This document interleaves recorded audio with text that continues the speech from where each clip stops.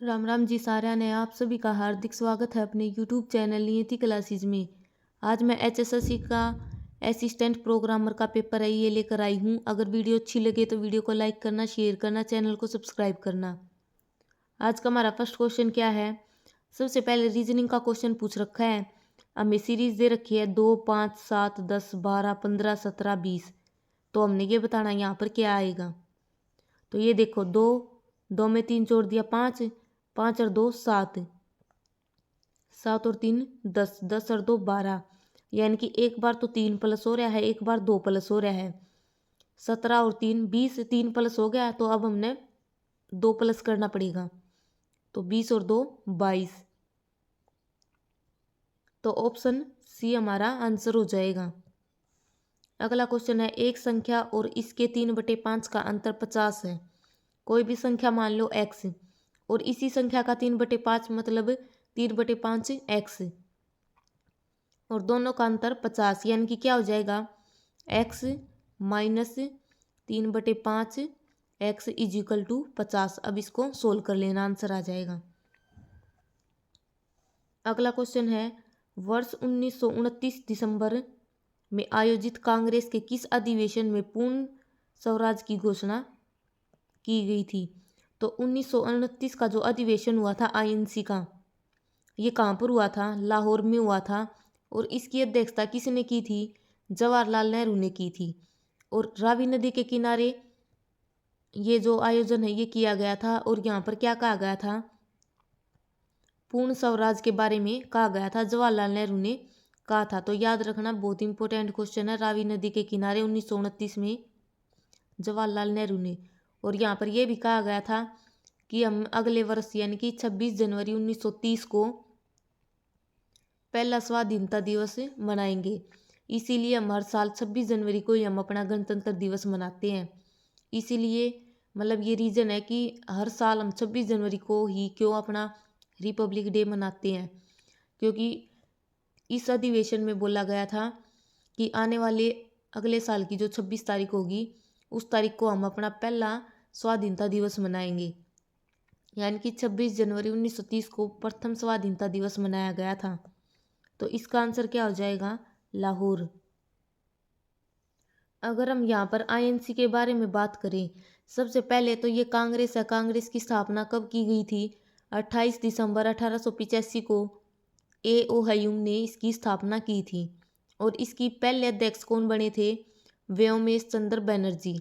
और अभी 2023 में जो इसकी आयोजन किया गया है कांग्रेस का, 28 दिसंबर को कहाँ पर किया गया है, नागपुर में किया गया है। तो इसका आंसर हमारा ऑप्शन ए हो जाएगा, लाहौर। अगर हम दिल्ली की बात करें तो 1911 में जो हमारी राजधानी है वो कोलकाता से दिल्ली स्थानांतरित करने की घोषणा की गई थी। लेकिन कब की गई थी, 1912 में ट्रांसफ़र की गई थी दिल्ली। अगला क्वेश्चन है, कंप्यूटर का। खालिस्तान कंप्यूटर सबसे शक्तिशाली कंप्यूटर बनाए गए हैं और भौतिकी रूप से वे सबसे बड़े हैं। तो सबसे शक्तिशाली कंप्यूटर कौन से होते हैं, सुपर कंप्यूटर। और भारत का पहला सुपर कंप्यूटर कौन सा था, परम 8000। क्वेश्चन नंबर 5 है हमारा, जब नवंबर 1966 में हरियाणा राज्य बना तो पंजाब और हरियाणा उच्च न्यायालय का मुख्य न्यायाधीश कौन था। बहुत इंपॉर्टेंट क्वेश्चन है। अब आगे आने वाली परीक्षाओं में जो हमारा हाईकोर्ट है उससे क्वेश्चन जरूर पूछा जाएगा। सबसे पहले तो अगर हम अपने हाईकोर्ट की बात करें तो 1919 में इसके पहले मुख्य न्यायाधीश कौन बने थे, सादीलाल।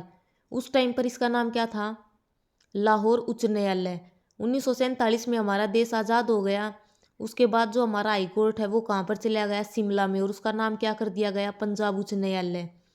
और 1947 में मुख्य न्यायाधीश कौन थे, रामलाल। बहुत इंपॉर्टेंट है, याद रखना। उसके बाद 1955 में जो हमारा हाई कोर्ट है उसको चंडीगढ़ शिफ्ट कर दिया गया। और 1966 में हरियाणा बना तो इसका नाम बदल कर क्या कर दिया गया, पंजाब व हरियाणा उच्च न्यायालय। और 1966 में जब हरियाणा बना तो उस टाइम पर मुख्य न्यायाधीश कौन बने थे, मेर सिंह। और अभी करंट के जो क्वेश्चन यहाँ से बन सकते हैं, जो हमारा हाई कोर्ट है उसके मुख्य न्यायाधीश कौन थे, रविशंकर झा थे। उनका जो टाइम है वो पूरा हो चुका है, वे रिटायर हो चुके हैं। और उनकी जगह कार्यवाहक मुख्य न्यायाधीश काम कर रहे हैं? रितु बारी। बहुत इंपॉर्टेंट क्वेश्चन है। रितु बारी कार्यवाहक मुख्य न्यायाधीश के रूप में कार्य कर रही हैं। और अभी नए मुख्य न्यायाधीश नियुक्त किए जाएंगे, सील नागू। याद रखना, बहुत इंपॉर्टेंट है। नए जो हमारे हाईकोर्ट के मुख्य न्यायाधीश कौन होंगे? सील नागू। तो इसका आंसर क्या हो जाएगा हमारा? Option C. गैल्वेनीकरण स्टील पर खालिस्तान की एक पतली परत चढ़ाई जाने की प्रक्रिया है। सबसे पहले तो हम समझेंगे गैल्वेनीकरण क्या होता है। जो लोहा होता है, लोहे को जंग से बचाने के लिए हम उस पर किसी भी चीज़ की परत चढ़ा देते हैं। ऐसे ही जो फर्नीचर होता है उस पर भी ऐसे ही एक परत चढ़ाई जाती है ताकि उसमें दीमक ना लगे। तो यहाँ पर जो गैल्वेनीकरण है ये लोहे के लिए किया जाता है, मतलब लोहे पर जंग न चढ़े, इसके लिए हम क्या करते हैं? गैल्वेनीकरण करते हैं। तो इसमें किसकी परत चढ़ाई जाती है? जिंक की परत चढ़ाई जाती है। और लोहे को जंग से बचाने के लिए जिंक की परत चढ़ाना, इसको क्या बोलते हैं? गैल्वेनीकरण। और लोहे से एक दो क्वेश्चन ये पूछा जा सकता है कि अगर लोहे पर अगर जंग चढ़ जाता है तो उसका भार क्या हो जाता है? इंक्रीज हो जाता है, बढ़ जाता है। हल्के भूरे लाल रंग की उस पर परत चढ़ जाती है। ऑक्सीजन के संपर्क में आने से जंग लगता है। और एक ऐसा ही होता है वल्कनीकरण।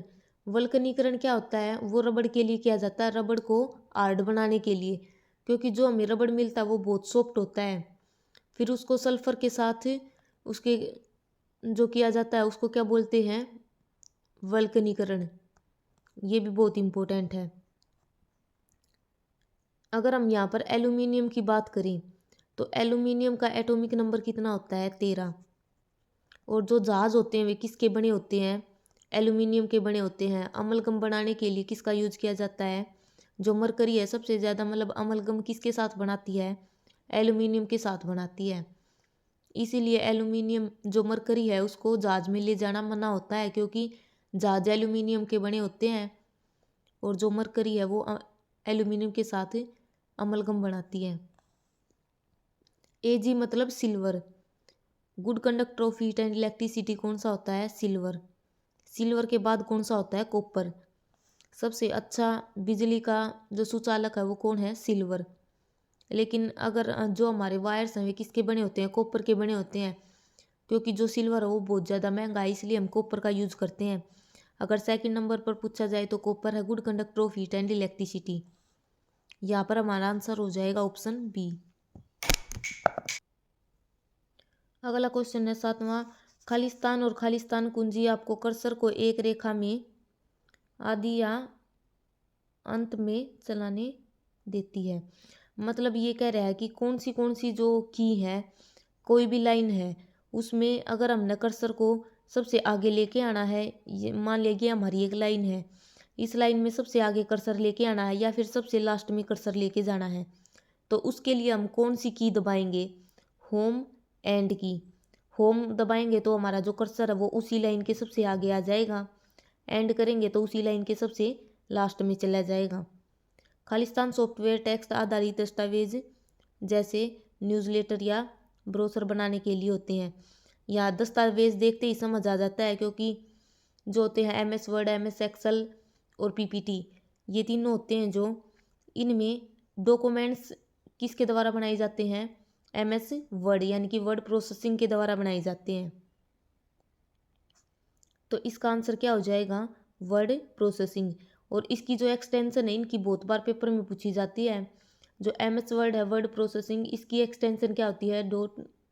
Document docu. और MS एक्सेल है उसकी क्या होती है? EXLX। और ऐसे ही जो प्रेजेंटेशन बनाते हैं, प्रेजेंटेशन के लिए हम किसका यूज करते हैं? कमेंट करके बताना। स्प्रेडशीट का भी किस में यूज करते हैं हम? जो एक्सेल होती है हमारी उसी में होती है स्प्रेडशीट। और बहुत सारी स्प्रेडशीट मिलकर क्या बनाती हैं? वर्कबुक। यहाँ पर हमारा ऑप्शन सी आंसर हो जाएगा। उन्हें आधुनिक हरियाणा का वास्तुकार कहा जाता है जिन्होंने 3 बार हरियाणा के मुख्यमंत्री के रूप में कार्य किया है। उक्त पंक्तियाँ खालिस्तान में संदर्भित है। मतलब हरियाणा के वास्तुकार किसे कहा जाता है और 3 बार हरियाणा के मुख्यमंत्री बने हैं तो वे कौन हैं? ऑप्शन है भजनलाल, बंसीलाल, देवीलाल, ओम प्रकाश चौटाला। तो हरियाणा का वास्तुकार, आधुनिक हरियाणा के निर्माता, लौह पुरुष किसे कहा जाता है? बंसीलाल को। बंसीलाल का जन्म कहाँ पर हुआ था? गोलागढ़ भिवानी में हुआ था और इन्हीं के नाम पर भिवानी में 2014 में यूनिवर्सिटी खोली थी, चौधरी बंसीलाल यूनिवर्सिटी। इन्हीं के टाइम पर 1970 में हर एक घर में बिजली पहुंचाने का काम किया गया था और बंसीलाल ने हरियाणा की दूसरी भाषा किसे घोषित कर दिया था? तमिल को। लेकिन 2010 में हुड्डा सरकार आने के बाद तमिल से हटाकर पंजाबी को दूसरी भाषा का दर्जा दिया गया था। अगर हम यहाँ पर भजनलाल की बात करें तो मुख्यमंत्री के रूप में सबसे लंबा कार्यकाल किसका है? भजनलाल का। ये क्रोनोलॉजिकल ऑर्डर में लगाने के लिए आते हैं कि किसका कार्यकाल किस टाइम पर था। तो भजनलाल है इनका सबसे लंबा कार्यकाल था, ये याद रखना। अगर हम देवीलाल की बात करें तो 1987 में इन्होंने किसान कर्ज माफ किया था। ओम प्रकाश चौटाला 5 बार मुख्यमंत्री बने थे और सबसे छोटा कार्यकाल भी किनका है? इन्हीं का है। तो यहाँ पर हमारा आंसर क्या हो जाएगा? Option B. अगला क्वेश्चन है, एक कूलम आवेश बनाने के लिए इलेक्ट्रॉन की संख्या। तो इलेक्ट्रॉन की संख्या कितनी होती है ये बताना है। सबसे पहले हम इलेक्ट्रॉन की बात करें तो इलेक्ट्रॉन की खोज किसने की थी? जे थॉमसन ने की थी। प्रोटॉन की खोज किसने की थी? गोल्डस्टीन ने की थी। और न्यूट्रॉन की खोज किसने की थी? चैडविक ने। ये याद रखना। और जो कूलम है, कूलम ये किसकी यूनिट होती है? चार्ज की। और एक कूलम बनाने के लिए कितने इलेक्ट्रॉन की सब आवश्यकता होती है? 6.25 इंटू 10⁻18। ये हमारा आंसर हो जाएगा। और इलेक्ट्रॉन पे चार्ज कितना होता है? -1.6 इंटू 10⁻19। याद रखना। अगला क्वेश्चन है, निम्नलिखित में से कौन सा पुरस्कार हरियाणा सरकार द्वारा पुरुषों के लिए खेलों में आजीवन योगदान के लिए दिया जाता है? तो पुरुषों में आजीवन योगदान के लिए कौन सा पुरस्कार दिया जाता है? ऑप्शंस है विक्रमादित्य, द्रोणाचार्य, एकलव्य, महाराणा प्रताप। जो पुरुष हैं उनको खेलों में आजीवन योगदान के लिए कौन सा दिया जाता है? महाराणा प्रताप। अगर महिलाओं में पूछा जाए कि महिलाओं में आजीवन योगदान के लिए कौन सा दिया जाता है तो रानी लक्ष्मीबाई जो पुरस्कार है। और एकलव्य पुरस्कार जूनियर खिलाड़ियों को दिया जाता है। द्रोणाचार्य पुरस्कार है ये कोच को दिया जाता है। कमेंट करके इसके बारे में बताना। और जो हमारा भीम पुरस्कार है वो हरियाणा का सर्वोच्च खेल पुरस्कार है, वो हरियाणा का है सर्वोच्च खेल पुरस्कार भीम पुरस्कार। अगर भारत में पूछा जाए तो कौन सा है? मेजर ध्यानचंद खेल रत्न अवार्ड। और 2023 में मेजर ध्यानचंद खेल रत्न अवार्ड किसे मिला है? सात्विक और चिराग को। ये भी याद रखना। और जो अर्जुन अवार्ड हैं 1961 में शुरू हुए थे, वे इस बार 26 व्यक्तियों को दिए गए हैं पूरे भारत में। अगला क्वेश्चन है, 2011 की जनगणना के अनुसार निम्नलिखित में से कौन सा कथन सत्य है?